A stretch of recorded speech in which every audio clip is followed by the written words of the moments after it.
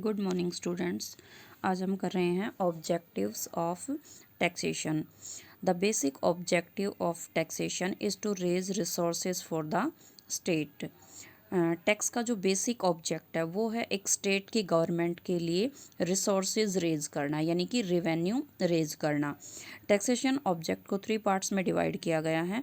First है objective of raising revenue, second है regulatory objectives और थर्ड है डेवलपमेंट ऑब्जेक्टिव्स।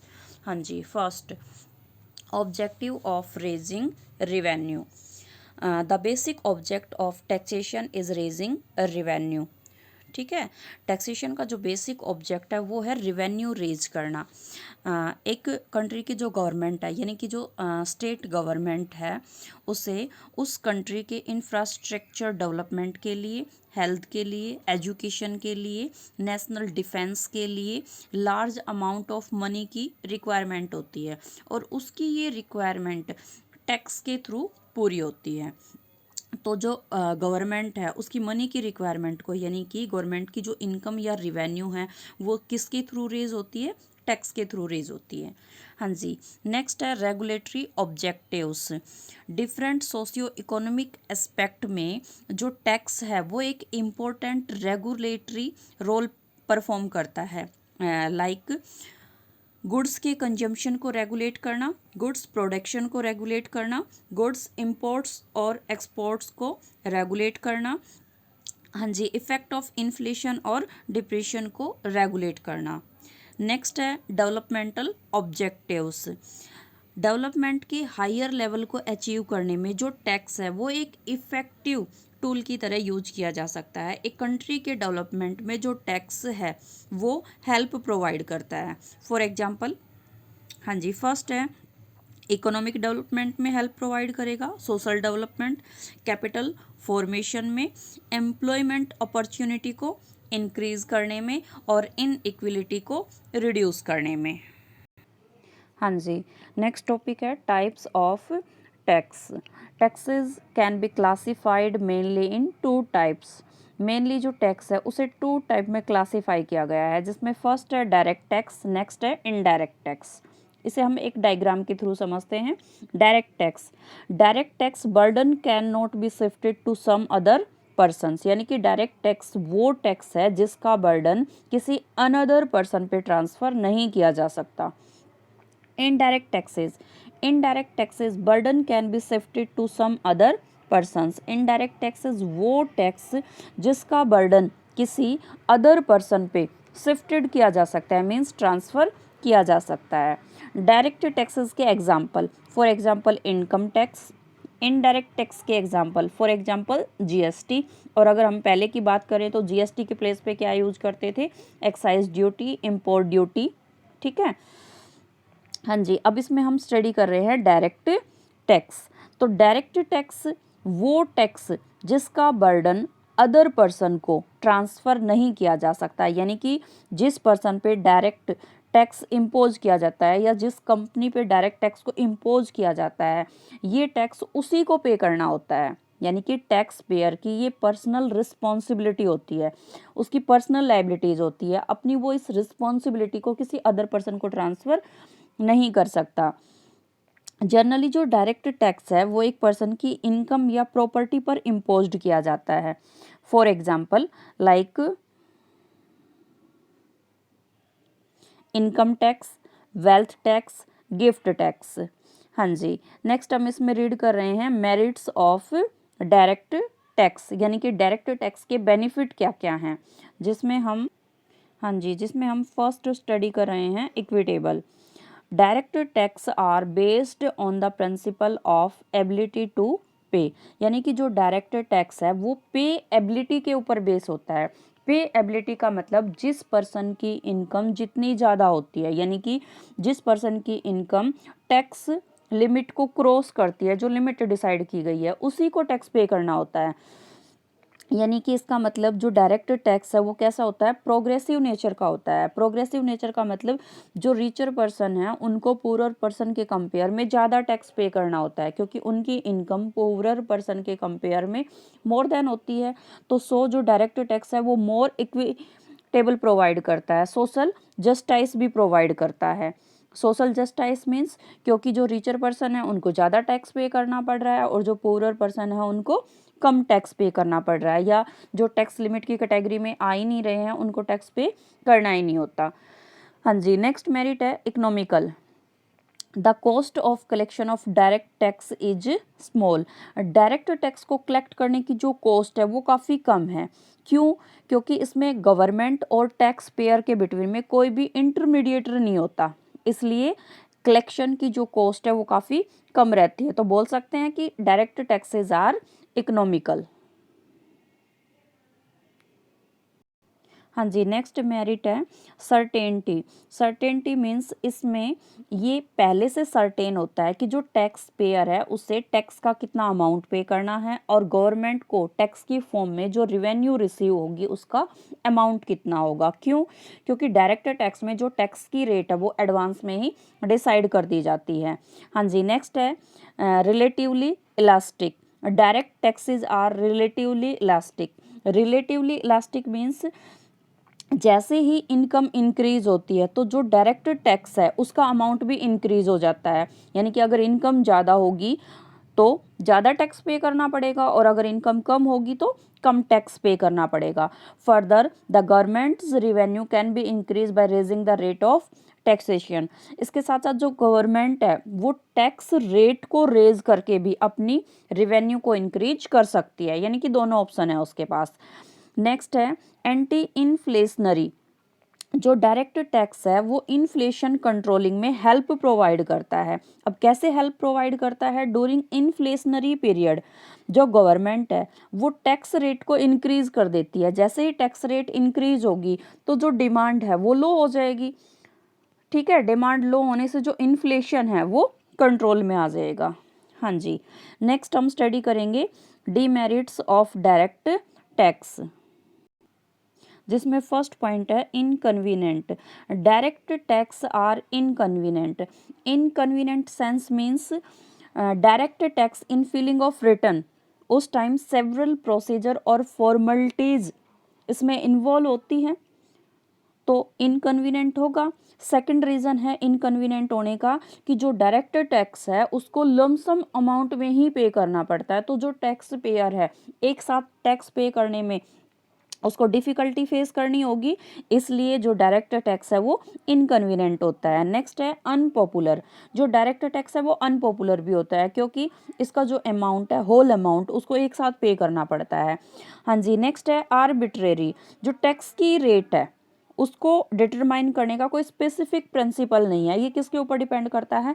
गवर्नमेंट के ऊपर डिपेंड करता है। जो गवर्नमेंट है वो आर्बिट्रेरली यानी कि मनमाने ढंग से टैक्स रेट को फिक्स करती है। नेक्स्ट है टैक्स अवेजन। इंडिया के अंदर डायरेक्ट टैक्स में जो टैक्स अवेजन है वो बहुत ज़्यादा है। क्यों? टैक्स अवेजन का जो मेन रीजन है वो है हाई टैक्स रेट, पुअर और करप्ट टैक्स एडमिनिस्ट्रेशन।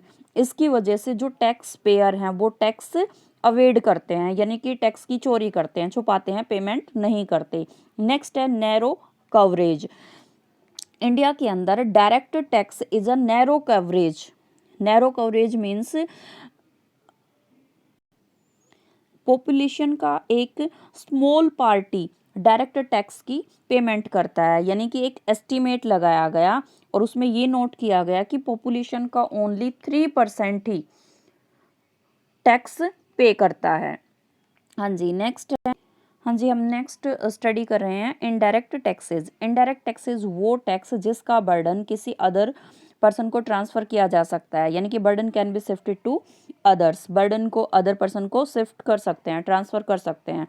इसमें जो पर्सन टैक्स की पेमेंट करता है रियल में वो टैक्स को बियर नहीं करता, यानी कि रियल में टैक्स का जो बर्डन है वो किसी और पर्सन का होता है, बट गवर्नमेंट को टैक्स की पेमेंट कोई और पर्सन करता है।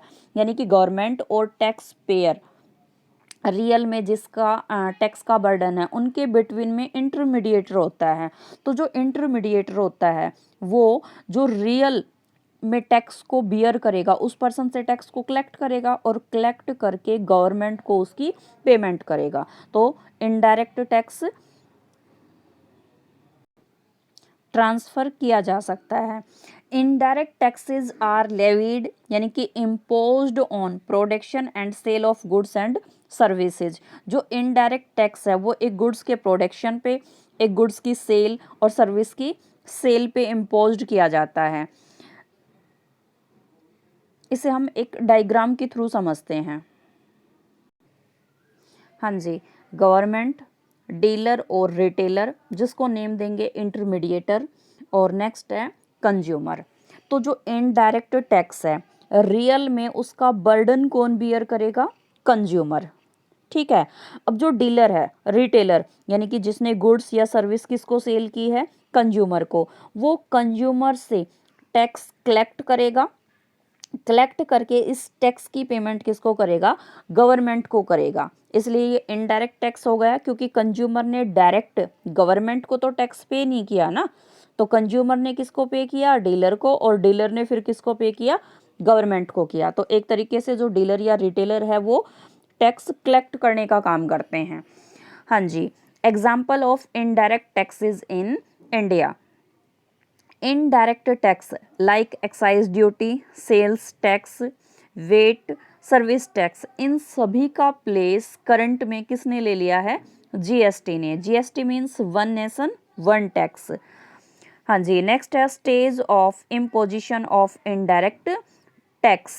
इनडायरेक्ट टैक्स की इम्पोजिशन यानी कि इनडायरेक्ट टैक्स को कैसे इम्पोज्ड किया जाता है, इसे 3 स्टेज में डिवाइड किया गया है। First stage, person or goods liable for tax is identify and charge.